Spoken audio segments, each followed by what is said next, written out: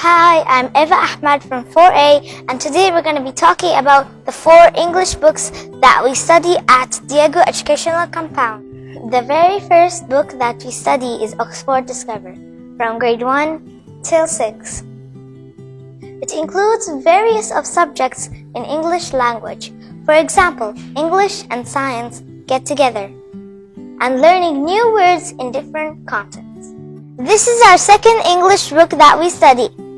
It's called Reading and Writing, from grade 4 till 6. It is more about reading and writing skills.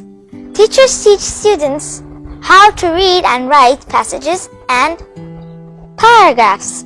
Miss Arish at grade 4A. I'm going to be talking about another English book that we study at Dyako Education Compound, Phonics. It's all about teaching students how to pronounce and blend the letters in English language.